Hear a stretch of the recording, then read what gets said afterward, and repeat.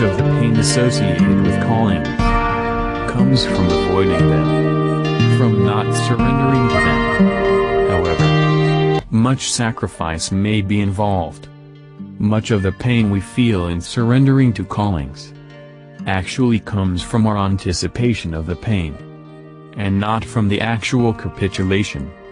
Once we do surrender, we often feel a sense of great relief. And just as often we are bewildered about why we didn't do it years ago. We mistakenly equate surrender with defeat, and sacrifice with annihilation. We bring to our renunciations the same panic and anxiety. "Oh God, I can't give that up," that we often bring to our deliberations about intimacy. The fears of being devoured and overpowered, of giving our lives away. Granted, parts of us are broken into smithereens in the process of following our calls, and they experience real compromise, and real suffering. But this is not defeat any more than a flower suffers defeat by going to seed. Furthermore, says theologian Frederick Buechner, what is lost is nothing to what is found, and all the death that ever was, set next to life, would scarcely fill a cup. In the religions, myths, and psychologies of the world, surrender is envisioned not as defeat, but as liberation, and sacrifice typically precedes a resurrection. It's about swapping something temporal for something transcendent, about turning suffering into victory. It explains why God proved merciful once Jonah finally took the plunge. It explains why the feast days of the Christian martyrs, those extremists for liberation, are celebrated not on their birthdays, but on their death days. Because that is when they were considered to have been truly born. Like evaporating water, we give up an earthly bond in order to rise. Historically, that which is sacrificed is also venerated.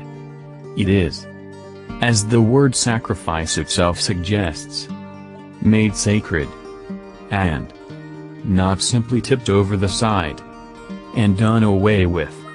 Sacrifice is not merely a means to an end.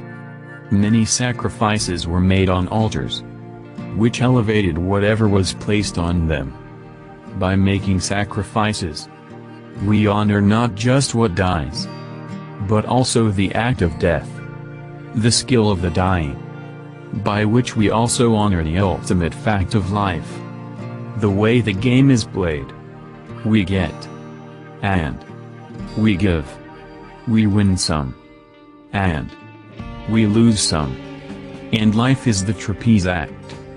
We perform between the two. Whatever we have to give up to follow a calling is, in a sense, giving its life for our benefit. We sanctify it by recognizing that we wouldn't be able to liberate ourselves to follow that calling without it being sacrificed. Gratitude, of course, is less of a stretch in hindsight. Once we've safely negotiated the passage, and can look back and see how critical it was to our unfolding. If we can let go of the trapeze platform and make our necessary surrenders, we may be liberated. But if, while still suspended in empty air, we can say, "Thank you," we are damn near enlightened. Although surrender is not defeat, the unwillingness to surrender is defeat. And one reason we are often unwilling is that we can't abide one of the corollaries of sacrifice, which is that every sacrifice involves some suffering. Our avoidances of suffering demonstrate that we are afraid to suffer. But the degree to which we are able to bear suffering largely determines the degree to which we intend it to happen. If we don't volunteer for it, we are more likely to turn bitter about it. By refusing to make sacrifices, we defeat our own purposes. Our most desperate hopes elude us, and we spend our lives merely catching sight of their heels disappearing around corners.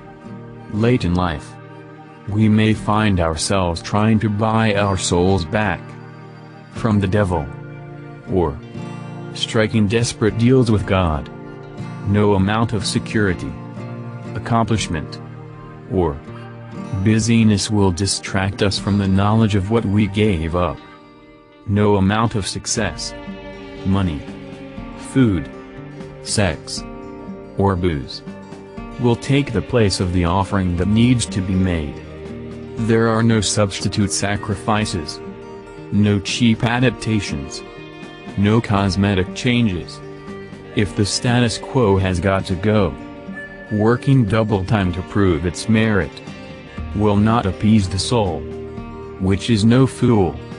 If you feel restless about using your talents, and attempt to assuage that restlessness by constant travel, because you figure that the antidote to restlessness is motion, you are playing a shell game with the gods, who can see through stone.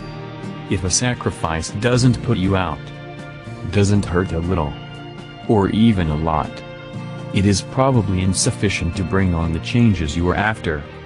If your partner is crying out to you for attention, giving up the occasional golf game probably won't suffice to call your relationship back from the brink. If you feel called to share your art or writing with the world, but you show it only to friends and family, you are not stepping all the way up to the plate. If your body is telling you it needs more exercise, then taking the staircase up to your second-floor office instead of the elevator is little more than a symbolic gesture, faint praise, a plastic Jesus.